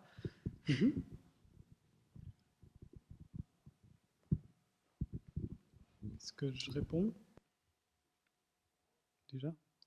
Ok. Bon, déjà, quels sont les arguments de droite? Il y en a un qui nous a été très bien donné ici. Ce n'est pas le seul. Pourquoi la droite s'oppose à ça? Parce que ce qui est bon pour l'économie en tant qu'économie n'est pas forcément bon pour tout le monde. De tout le monde, ça veut dire c'est bon pour tout le monde, mais ce n'est pas bon pour chacun. Disons-le plutôt comme ça. Ça veut dire, et je l'ai dit, j'étais transparent, j'ai dit les profits baissent, les hauts revenus baissent. Bon, voilà pourquoi la droite est contre. Ça, c'est juste la simple raison mécanique. Je veux dire, systématiquement, la droite défend des projets qui renforcent les inégalités et qui protègent des personnes dont les niveaux de revenus sont élevés, C'est comme ça. Ça, c'est vraiment... Donc, et ça, c'est vrai. Je veux dire, les salaires minimaux ont tendance à répartir mieux l'argent, et si vous répartissez mieux l'argent, il y a des personnes qui vont en avoir moins, et pas seulement des personnes qui vont en avoir plus. Ce que dit le fait que c'est bon pour l'économie, ça dit en fait en réalité qu'on augmente la taille du gâteau, c'est un peu comme la libre circulation, et que globalement les gens y gagnent. Mais il existe des gens qui perdent, et c'est plutôt les personnes avec un haut niveau de revenu. Donc ça, c'est la raison fondamentale pourquoi la droite est contre, c'est qu'en fait elle affaiblit le capital par rapport au travail. Elle affaiblit celui qui possède un appartement, une maison à louer, et elle affaiblit celui qui possède une entreprise par rapport à celui qui travaille dans l'entreprise. Ça, c'est vrai. Et c'est ça le combat politique, en vrai. C'est le combat entre celui qui travaille et celui qui possède. Et dans ce combat-là, la droite défend plutôt celui qui possède et la gauche plutôt celui qui travaille, en général. Donc si vous voulez savoir pourquoi elle se bat idéologiquement contre, c'est ça. Elle ne s'intéresse pas vraiment au bien-être de l'économie, au niveau du PIB, elle s'intéresse, un peu comme nous, à sa répartition. Donc ça, c'est un petit peu pour répondre à votre question plutôt largement. Maintenant, plus précisément. Le problème de l'argument que vous donnez, c'est que j'ai essayé d'y répondre dans mon exposé, mais ce n'est pas un mauvais argument. C'est-à-dire, si vous dites que vous allez augmenter les salaires minimaux, puis que vous ne faites rien d'autre, il y a des entreprises pour qui ce sera difficile.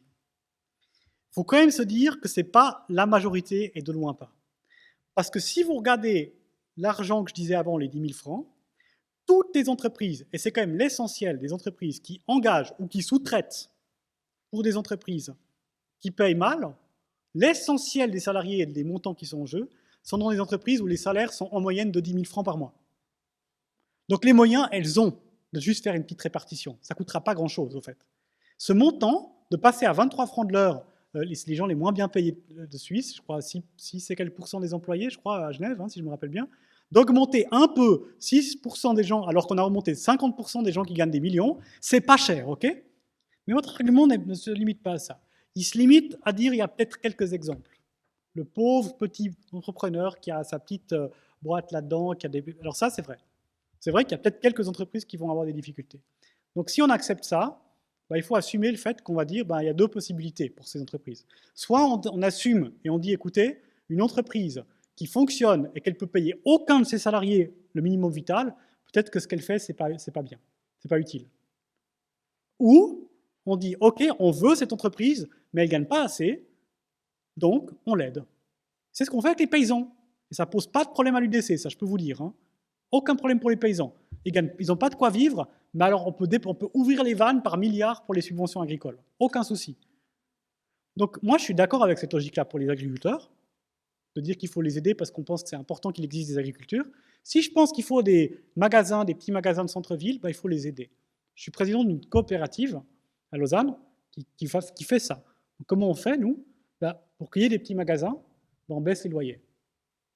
Les autres assument un peu plus de loyer, parce que comme on ne fait pas de profit, le profit qu'on ferait, on l'offre notamment aux petits magasins pour qu'ils payent moins. Donc en fait, on fait ça, et le salaire, ce n'est pas la seule charge de ces gens. En fait, la plus grande charge, c'est toutes les autres charges, puis qui c'est qui pourrait payer faire un petit effort ? C'est comme pour le Covid, qui c'est qui n'a pas trop fait d'efforts et puis qui devrait faire des efforts ? Eh bien, les propriétaires. Moi, j'aimerais juste vous rappeler une chose. Quand on a eu cette crise du Covid, pourquoi c'est tellement un problème, cette crise du Covid ? On pourrait se dire, on arrête tous de travailler, on ne consomme pas, puis après on a la crise, après on ressort, puis tout le monde va au travail, puis c'est fini. Il n'y a pas de problème, on oublie cette période. Pourquoi on ne peut pas oublier la période ? Parce que pendant toute cette période, il a fallu rémunérer les propriétaires. On a tous dû payer nos loyers. On a obtenu une micro-victoire au Parlement, il y a eu quelques deals qui sont faits, mais globalement, le gars qui possède une entreprise ou qui possède l'essentiel des entreprises ou un bâtiment, il s'en est super bien sorti. Vous avez tous payé vos loyers, à ce que je sache. Donc le problème, il est là. C'est qu'en fait, il y a des gens à qui on ne demande jamais.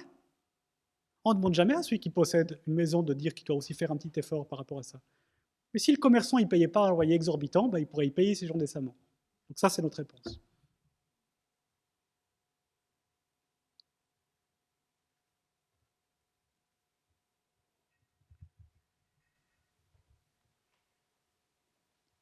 D'autres questions ? Je vous remercie, à part ça, c'est des bonnes questions et vous voyez à quel point le sujet est difficile. Je vois que vous avez déjà été confronté à des gens moins convaincus que moi.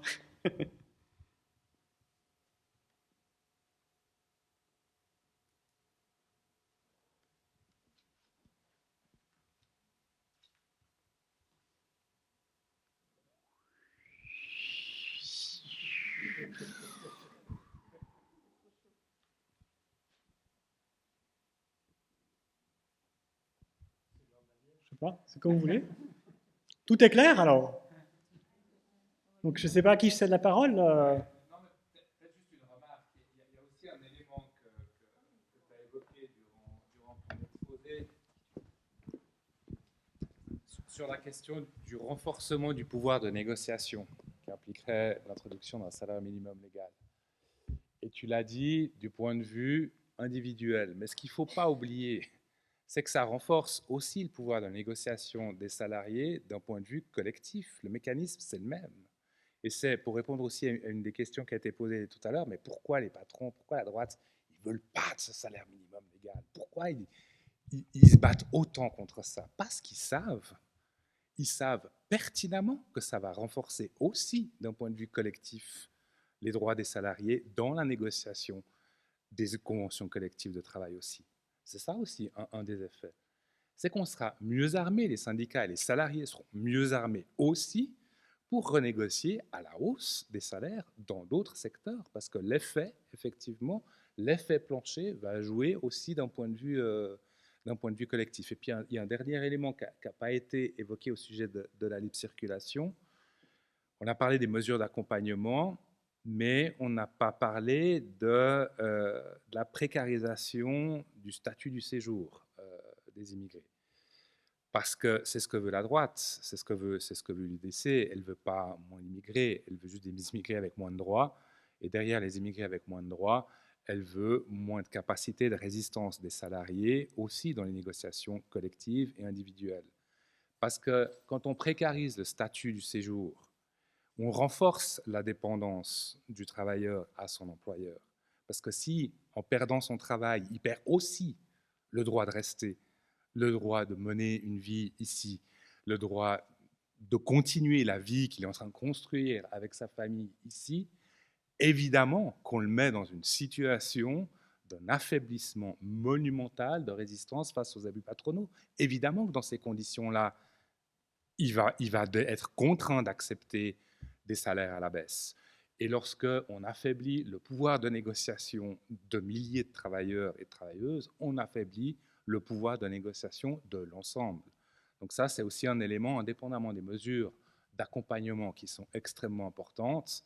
Ce que vise l'UDC avec la suppression de la libre circulation, c'est la précarisation du droit, du statut du séjour de milliers de personnes, et parmi lesquelles les femmes d'abord. Parce que, évidemment, que libre circulation veut dire aussi des droits renforcés pour les femmes, notamment en matière de regroupement familial. Et là, évidemment, c'était quoi la situation en Suisse avant la libre circulation? C'était des dizaines de milliers de clandestins et de clandestines. Et si on revient à ça, on va renvoyer vers la clandestinité énormément de femmes, et donc dans des situations de précarité économique, mais aussi d'exposition à des situations de violence telles qu'on peut les connaître aujourd'hui, avec la problématique des travailleuses sans papier qui ont plus de difficultés à pouvoir se défendre. Ouais.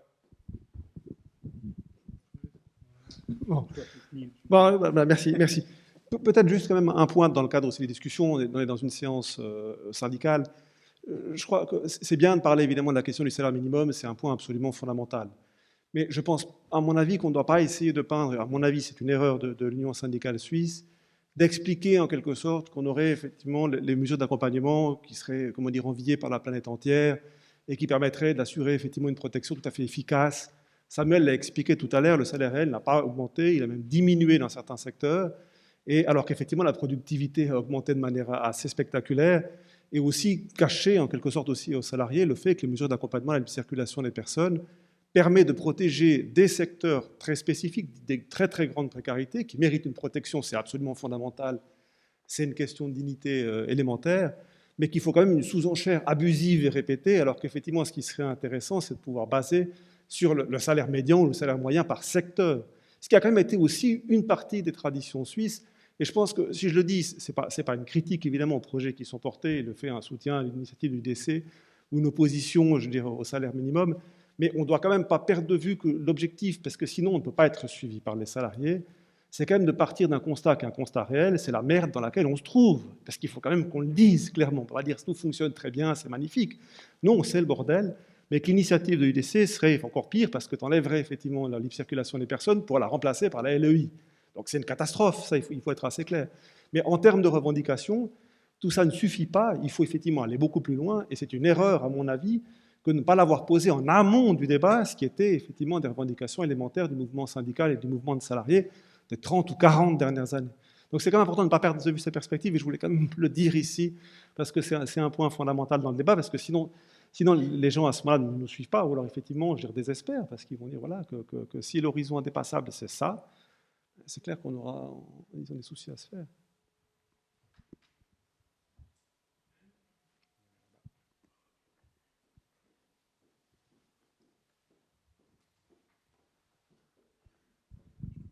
Ah, pardon, oui, merci. Dans la mesure où, dans certaines interviews, l'UDC parlait, en cas d'acceptation de son initiative de retour à des contingents d'immigrés, est-ce qu'on peut en déduire qu'il souhaite aussi un retour du statut de saisonnier en cas d'acceptation? On verra un retour par la bande de ce statut-là, avec tout ce que ça implique, évidemment.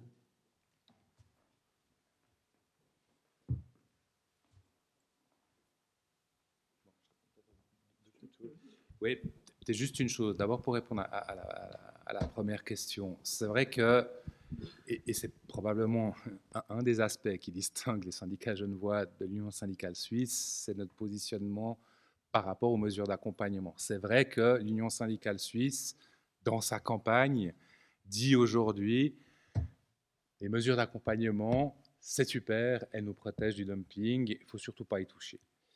Nous, à Genève, on a un discours beaucoup plus nuancé, mais voire beaucoup plus critique par rapport aux mesures d'accompagnement. On est parfaitement conscient des insuffisances de ces mesures d'accompagnement en termes de protection des salariés. Ça, on ne le nie pas, et je pense, tu as raison, on est beaucoup plus crédible à l'admettre plutôt qu'à faire semblant que tout va bien.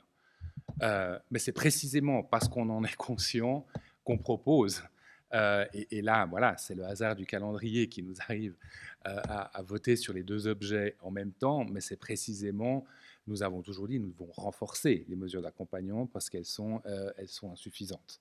D'où la proposition avec cette initiative sur le salaire minimum légal. C'est un des éléments de renforcement de mesures d'accompagnement. C'est évidemment pas le seul. Bien évidemment qu'il faudrait agir sur d'autres éléments. Samuel l'a dit tout à l'heure, la loi sur le chômage, il faudrait fondamentalement l'améliorer, la renforcer, mais pas uniquement ça. Ce qu'il faut renforcer dans ce pays, c'est la protection contre les licenciements. C'est ça le plus grand scandale de ce pays et par rapport à la problématique du chômage. C'est que dans ce pays, les employeurs peuvent licencier comme ils veulent, sans aucune justification. C'est là-dessus, je pense, un élément, un combat. Alors évidemment, on n'est pas nombreux à porter ce combat-là, et évidemment, il est loin d'être gagné. Mais ça, je crois que c'est quelque chose qu'il faut qu'on aille aussi à l'esprit, le renforcement de la protection contre les licenciements, qu'ils soient individuels, mais également collectifs, et le renforcement des délégués syndicaux, parce qu'évidemment que résister aux abus patronaux implique la mobilisation des salariés, et que ces salariés-là, quand ils se mobilisent, ils doivent être protégés contre les mesures de représailles des employeurs. Ça, je crois que c'est un gros chapitre. Évidemment, on ne peut pas lancer des initiatives surtout en même temps, mais on se bat pour ça, et peut-être qu'un jour, on arrivera aussi avec une initiative sur ce sujet-là. Et puis, j'ai oublié l'autre question. Oui, le statut de saisonnier. Le retour au statut de saisonnier, en gros, si on supprime l'accord de libre circulation, ce qui va s'appliquer aujourd'hui en Suisse pour tous les salariés, c'est la LEI, la loi sur les étrangers et l'intégration. Et qu'est-ce que dit la loi sur les étrangers et l'intégration? Elle prévoit toute une série de catégories de permis, des permis de longue durée, des permis de moyenne durée, des permis de courte et de très courte durée, avec des droits pour les salariés beaucoup plus faibles que lorsqu'on bénéficie du régime de libre circulation. J'évoquais tout à l'heure, pour parler de la situation des femmes, la situation du regroupement familial, c'en est un. Lorsqu'on est un ressortissant non européen, c'est-à-dire qui n'entre pas dans le champ de la libre circulation, on a des droits, notamment en termes de regroupement familial, qui sont infiniment plus faibles, pour ne pas dire inexistants, que les Européens. On a des droits et un accès aux assurances sociales qui est infiniment plus faible, parce que lorsqu'on n'est pas européen et qu'on perd son emploi et qu'on doit malheureusement recourir à de l'aide sociale, on perd également son permis. Donc, c'est toute une série d'éléments de précarisation, encore une fois, du statut du séjour, sans forcément revenir à la forme du travail saisonnier tel qu'on l'a connu dans les années précédentes, mais c'est quand même des formes de précarisation du séjour qui sont massives par rapport au régime de libre circulation. Il ne faut pas oublier non plus, et ça c'est un autre aspect de critique de la libre circulation, oui, il y a plus de saisonniers en Suisse, mais les travailleurs engagés avec des permis de très courte durée en Suisse sont tout aussi nombreux aujourd'hui que durant... Ils sont 3 fois plus nombreux. 3 fois même, oui. 3 fois plus nombreux que durant l'époque où on connaissait les saisonniers. Alors, c'est des conditions qui sont un peu différentes, enfin des situations un peu différentes, mais voilà, c'est aussi le patronat, il trouve toujours les moyens de contourner ou de jouer avec les limites ou de se préserver des marges pour pouvoir exploiter sans rendre des comptes, en rendant le moins de comptes possible. Ça, c'est malheureusement en fait, mais ce n'est pas pour ça qu'il faut jeter le bébé avec l'eau du bain.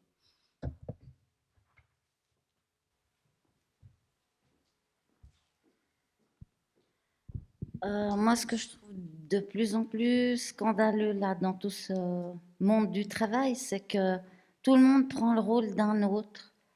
Alors, les psychiatres, ils prennent le rôle des RH qui font pas leur boulot. Le travailleur qui est menacé de licenciement, il s'en réfère à la médecine. Donc, il a un dossier au HUG au lieu d'avoir un dossier correct chez les RH, par exemple. Et ça se mélange complètement, les rôles. Et puis, c'est le travailleur qui est susceptible d'être envoyé ou d'avoir peur d'être envoyé ou affaibli, qui doit tenir son dossier très, très en ordre. Et en fait, il ne sait pas où aller. Et puis, il n'y a que le syndicat, je pense, qui écoute vraiment la situation. Mais comme il faut des congés maladie, ça dévie vers la médecine, que je ne critique pas, mais ce n'est pas le rôle des médecins de faire le boulot des entreprises. Et puis, il y a un glissement, alors net, que même à l'hôpital, ils ne devraient pas accepter. Même les médecins, les chercheurs devraient dire maintenant, ça suffit, vous faites votre boulot, ce n'est pas le nôtre. Il y a des confusions terribles, qu'on ne peut plus continuer là-dedans, de toujours vouloir prendre le rôle de quelqu'un d'autre, parce que ça va devenir très flou. Voilà, c'est ce que j'ai... Juste sur ce point-là. En fait, toutes les interventions et les questions qui sont venues avant, elles viennent autour d'un point. C'est l'affaiblissement des gens qui travaillent. C'est tout, par tous les points, face aux gens qui possèdent. Donc c'est vrai pour le fait qu'on préfère, c'est pas qu'on veut pas d'immigrés, mais qu'on veut des immigrés encore plus précaires. C'est vrai pour les nouveaux statuts qui pourraient être mis en place. Quand on faisait référence, est-ce qu'on revient avec des statuts de saisonniers ou avec les statuts actuels dont tu as parlé? Puis c'est vrai aussi par rapport à la médicalisation. Mais moi, je veux juste dire, le problème va plus loin que juste qu'on ne va pas chez la bonne personne ou qu'on n'a pas les bons rôles. C'est que malheureusement, la santé, pour de vrai, la santé des travailleuses et des travailleurs est affectée parce qu'on affaiblit les travailleurs. On ne les affaiblit pas seulement dans le rapport, et c'est vrai, tu as bien fait de rappeler qu'il y a un rapport de force collective qui est mené, c'est absolument juste.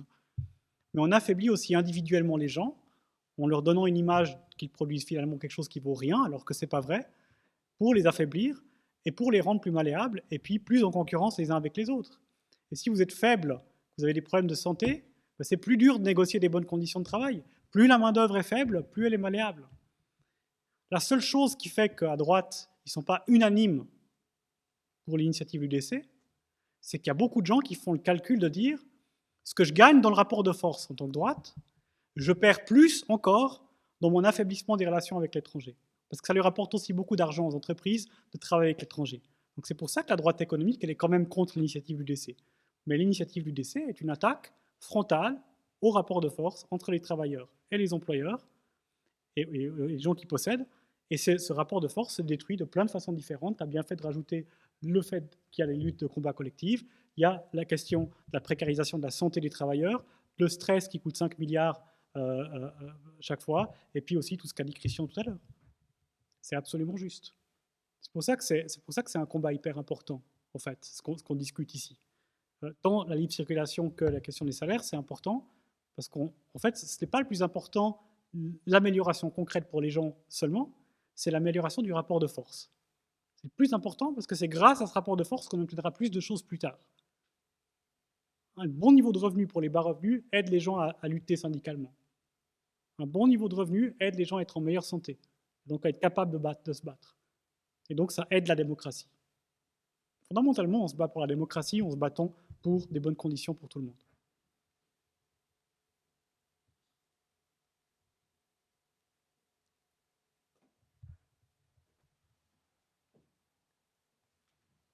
Bon. On arrive gentiment au bout de cette soirée. Peut-être juste deux, trois mots de conclusion sur la suite de la campagne. Évidemment que ça va être difficile, mais on est prêt. On est prêt et on y va. Et je voulais simplement citer, on est en train d'organiser évidemment toute une série de stands et de tractages un peu partout sur le canton.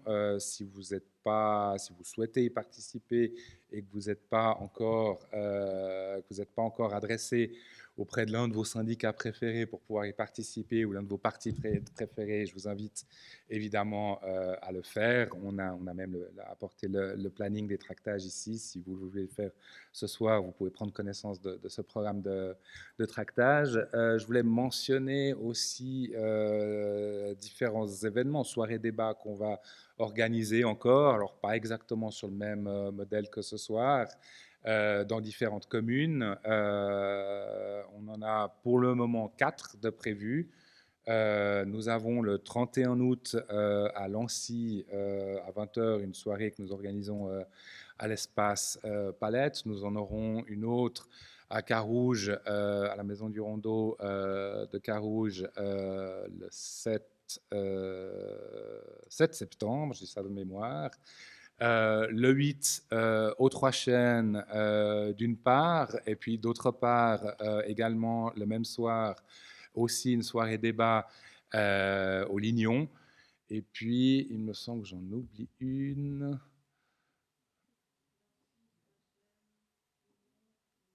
Et une quatrième.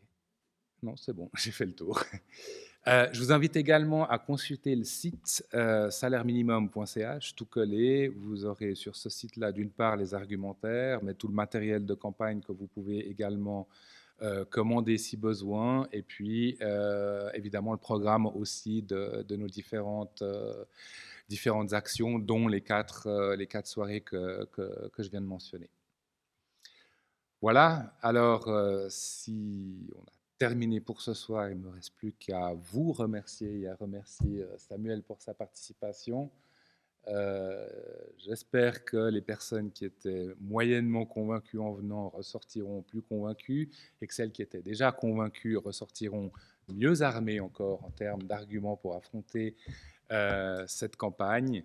Et puis, rendez-vous au plus tard le 27, nous espérons, pour fêter le oui au salaire minimum légal et le refus de cette initiative de l'UDC qui, encore une fois, ne vise pas à protéger les salariés. L'UDC le disait elle-même également lors du lancement de sa campagne.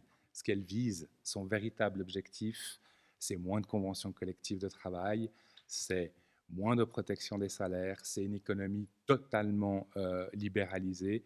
C'est écrit noir sur blanc dans ces documents de lancement de cette initiative.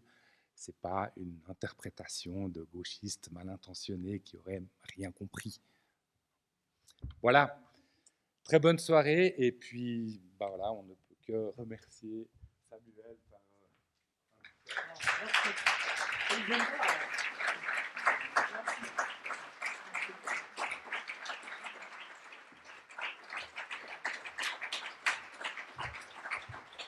Et pour la sortie, donc je vous invite évidemment à sortir par là et longer le couloir qui longe cette salle pour ressortir côté rue du Vieux-Billard.